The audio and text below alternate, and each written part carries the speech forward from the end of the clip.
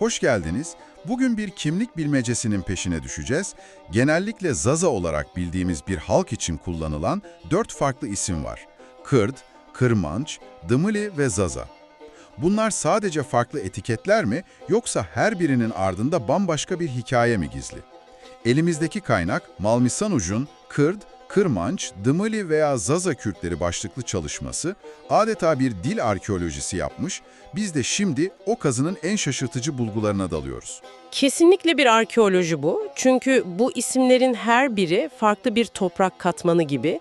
Birini kazıdığınızda altından bir göç hikayesi, diğerinden bir inanç sistemi, bir başkasındansa toplumsal bir hiyerarşi çıkabiliyor. Bu yüzden bu kelimeler sadece birer isim değil, aynı zamanda tarihin bıraktığı ipuçları.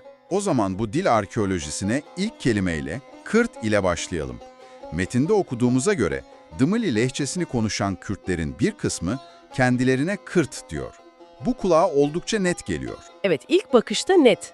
Hatta yazar bunun yeni bir durum olmadığını 19. yüzyıldan kalma metinlerle kanıtlıyor.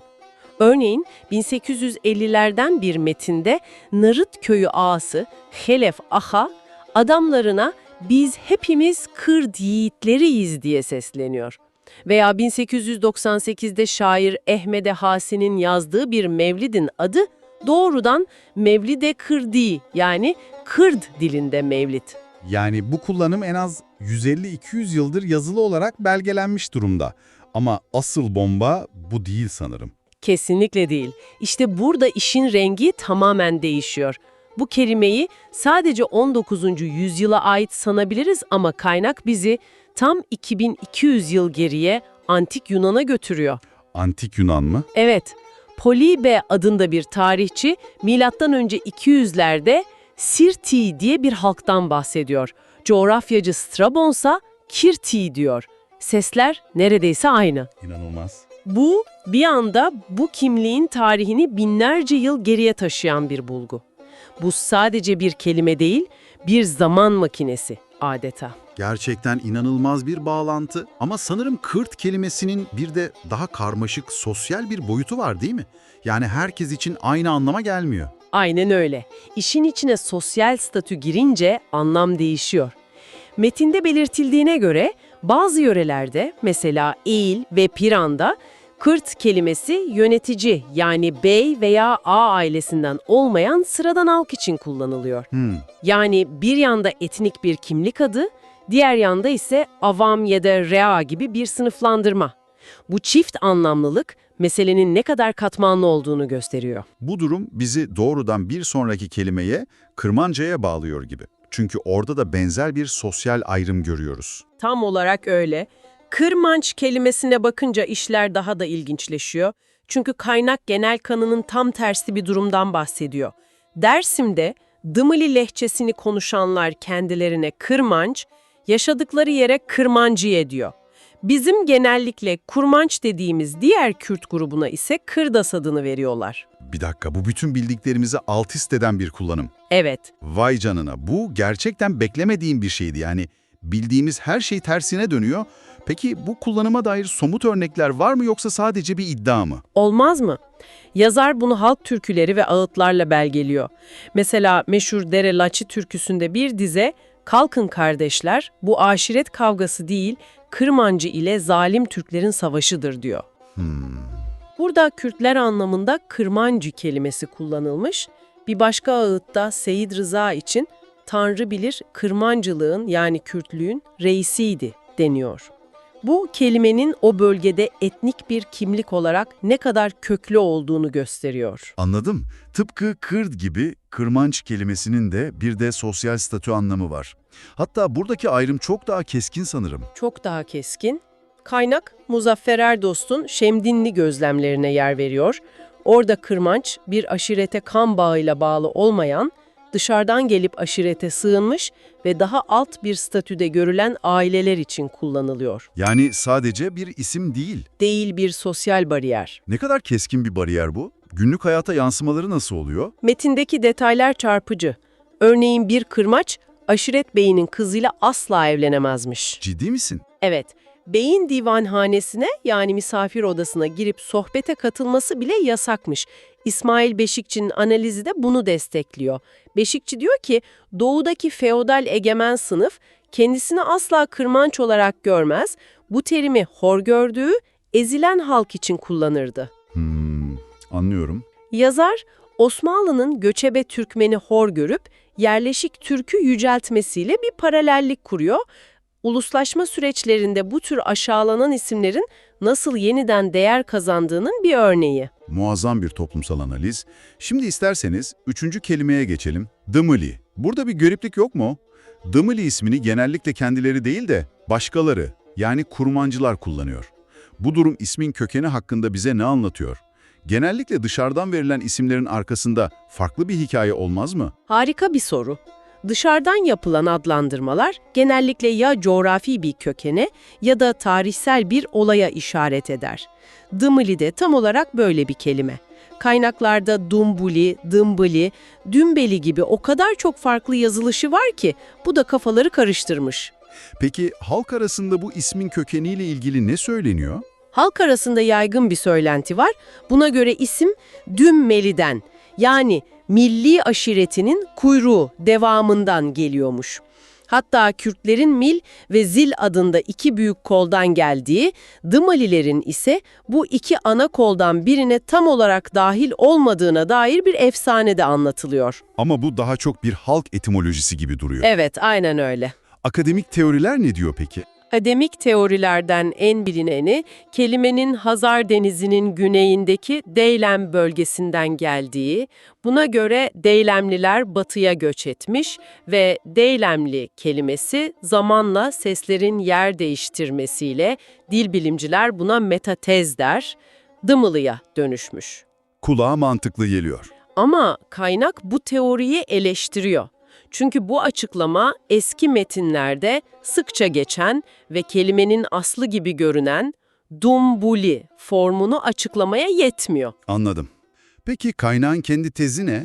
Madem deylem teorisi zayıf, alternatif nedir? Yazarın öne sürdüğü tez, Dımıli'nin aslında Dunbuli adının zamanla bozulmuş hali olduğu. Bunu da birkaç güçlü delille destekliyor. Birincisi, Sason gibi bazı bölgelerde bu halka hala Dımbılan deniyor ki bu Dunbuli'ye çok yakın. İkincisi, 19. yüzyıl kaynakları açıkça Zazaca konuşan bir Dunbuli aşiretinden bahsediyor. Ama en önemli ve en sarsıcı kanıt şu, tarihsel kayıtlar bu Dunbuli aşiretinin aslen Yezidi olduğunu ve Cizre yani Botan kökenli olduğunu söylüyor. Bir dakika. Yezidi bağlantısı mı? Evet. İşte bu konunun seyrini tamamen değiştiren bir bilgi. Bu sadece bir isim benzerliğinin çok ötesinde derin bir kültürel ve inançsal akrabalığa işaret ediyor olmalı. Kesinlikle. Ve kaynak bu izi sürüyor. Özellikle Dımali Alevilerinin inanç ve gelenekleriyle Yezidilik arasındaki benzerlikler o kadar fazla ki tesadüf demek neredeyse imkansız hale geliyor. Nedir bu benzerlikler? En çarpıcı olanları hangileri? Dönerek dua etmesi ve ona Tanrı'nın nuru demesi örnek veriliyor. Bu Yezidilikteki güneş kültüyle birebir örtüşüyor. Bu ilginç bir başlangıç. Başka? Hızır inancı, iki gelenekte de Hızır ya da onların deyişiyle Hızır, dara düşenlerin yardımına koşan kutsal bir figür. Evet. Ama benzerlik burada bitmiyor. Her iki grupta Şubat ayında Hızır için oruç tutuyor ve oruçtan sonra Kavut adında özel bir unlu yiyecek hazırlayıp bir odaya bırakıyorlar. İnanışa göre Hızır gece gelip o yiyeceğe bir işaret bırakacak. İnanılmaz. Ritüelin kendisi, hatta hazırlanan yiyecek bile aynı. Bu Hızır ritüelindeki birebir örtüşme gerçekten şaşırtıcı. Bu artık basit bir benzerlik değil. Peki ya toplumsal yapı? Orada da paralellikler var mı? Olmaz mı? Bu bağ toplumsal yapıda daha da derinleşiyor. Yezidilikte bildiğimiz kast benzeri ruhani sınıflar var. Pirler, şeyhler, müritler. Dersim Aleviliğine baktığımızda ise ocak sistemini görüyoruz. Kureyşanlılar, Baba Mansurlular gibi ocaklar. Evet. aslında aynı ruhani hiyerarşinin farklı bir versiyonu gibi duruyor. Yapısal olarak neredeyse aynı. Peki bu Dımalı Yezidi bağlantısı kulağa çok ilginç geliyor ama yani sadece gelenekler veya sosyal yapı benziyor diye iki grup arasında doğrudan bir köken bağı kurmak biraz spekülatif değil mi? Kaynak bu tezin zayıf noktalarına değiniyor mu? Harika bir soru. Kaynakta bunun tek başına kesin bir kanıt olmadığını, ancak bir araya gelen kanıtların miktarının dilden inanca, toplumsal yapıdan ritüellere kadar tesadüf olamayacak kadar fazla olduğunu vurguluyor. Bir nevi dumanın olduğu yerde ateş de vardır yaklaşımı. Anladım. Ve daha bitmedi, belki de en güçlü bağlardan biri musahiplik, yani ahiret kardeşliği. Dersim'deki bu uygulamanın Yezidilikteki her Yezidinin bir ahiret kardeşi seçme zorunluluğuyla neredeyse aynı olması bu tezi çok güçlendiriyor. Bütün bu kanıtlar birleşince gerçekten de güçlü bir tablo ortaya çıkıyor. Ve geldik son ve en bilinen isme, Zaza. Bu kelime hakkında da mutlaka şaşırtıcı detaylar vardır. Hem de nasıl? İlk şaşırtıcı detay şu, bu isim sadece Dımılı konuşanlar için değil, bazen Kurmancı konuşan Kürtler için de kullanılmış. Çalışmada Güney Kürdistan'daki bazı kaynaklarda Zaza lehçesi dendiğinde aslında Kurmancı'nın kastedildiği belirtiliyor. Gerçekten mi? Evet, bu bile ismin ne kadar kaygan bir zeminde olduğunu gösteriyor. Ayrıca Ziya Gökalp'in meşhur Zaza ismini Türkler vermiştir tezinin de hiçbir kanıta dayanmadığı vurgulanıyor. Peki kelimenin kendi içindeki anlamı ne? Nereden geldiği düşünülüyor? Birkaç farklı teori var. Biri, bazı Dımıl şivelerinde za kelimesinin oğul anlamına gelmesi. Bu durumda zaza, torun gibi bir anlama gelebilir. Bir diğeri ise tamamen sesle ilgili. Bu lehçede z sesi çok yoğun olduğu için komşularının onlara ses taklidine dayalı onomatopoetik bir isim verdiği düşünülüyor. Yani zı zı gibi ses çıkardıkları için mi? Aynen öyle. Hatta Fransızcadaki zezayyer, yani peltek konuşmak fiiliyle bağlantı kurup kekeç anlamına geldiğini söyleyenler bile olmuş. Ama eminim işin bir de binlerce yıl öncesine giden bir boyutu vardır. Tam üstüne bastın. İşin tarihsel boyutu bizi yine baş döndürücü bir yolculuğa çıkarıyor. Mesela M.Ö. 3000'li yıllara ait Sümer kenti Mari'nin kalıntılarında bir Nini Zaza tapınağı bulunmuş. Bir dakika, milattan önce 3000 mi? Evet. Düşünebiliyor musun? 5000 yıl öncesinden bahsediyoruz. 5000 yıl mı? Bu inanılmaz. Biz 15. yüzyıldaki Kaygusuz Abdal'ın şiirinde geçiyor diye seviniyorduk. Aynen öyle. Kaygusuz Abdal, elime geçerse 10 kadar zaza yollar sakalını kavlak satarım diyerek bu kelimeyi kullanıyor. Evliya Çelebi de 17. yüzyılda Kürt lehçeleri arasında sayıyor. Bunlar önemli ama Sümer tabletlerinin yanında çok yeni kalıyorlar. Başka ne var? Dahası da var.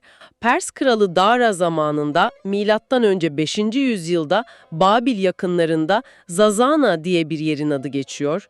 Daha da ilginci, M.Ö. 880 tarihli bir Asur kitabesinde Zazabuha diye bir konaklama yerinden bahsediliyor ve bunun bugünkü maden, yani Zazaların yoğun yaşadığı bölge civarında olabileceği tahmin ediliyor. Bütün bu tarihsel derinlikten sonra kapanışı yine o ilginç bağlantıyla mı yapacağız? Evet, son olarak yine Yezidilikle bağlantılı, oldukça spekülatif ama bir o kadar da düşündürücü bir nokta daha var. Yezidilerin en büyük meleği olan Melek Tavus'un isimlerinden birinin Zazail veya Azazil olduğu biliniyor. Kaynak Zaza ve Zazail arasındaki bu ses benzerliğinin sadece bir tesadüf olup olmadığı sorusunu ortaya atıyor. Bu tek başına bir kanıt değil elbette ama daha önce konuştuğumuz Dımılı Yezidi bağlantısının üzerine eklenince insan durup bir acaba demekten kendini alamıyor. Peki, tüm bu bilgiler, bu arkeolojik kazı bize ne anlatıyor? Gördüğümüz gibi Kırt, Kırmanç, Dımalı ve Zaza sadece farklı etiketler değil. Her birinin arkasında antik çağlara uzanan kökler, göçler, inançlar, toplumsal hiyerarşiler ve komşu halklarla yaşanan binlerce yıllık etkileşimin derin izleri var. Kesinlikle. Bu inceleme bize en çok kimlik ve dilin ne kadar akışkan, ne kadar dinamik olduğunu gösteriyor. Bir grubun birden fazla isme sahip olabilmesi, bu isimlerin farklı gruplar tarafından farklı, hatta bazen tamamen zıt anlamlarda kullanılması, bize basit etiketlerin ötesine bakmamız gerektiğini hatırlatıyor. Tarih, coğrafya ve sosyal yapı bir ismin anlamını binlerce yılda nasıl şekillendiriyor, bunun canlı bir örneğini gördük. O halde sana üzerinde düşüneceğin son bir soru bırakalım. Kaynağımız bu isimlerin tarihsel ve etimolojik kökenlerine odaklandı. Peki bu kadim, katmanlı ve bazen birbiriyle çelişen adlandırmalar, günümüzün modern dünyasında bu kimliği taşıyan insanlar için ne ifade ediyor? Kendilerini dış dünyaya tanımlarken bu karmaşık mirası nasıl yönetiyorlar? Ve bu 4 isimden hangisi onlara en çok şeyi fısıldıyor?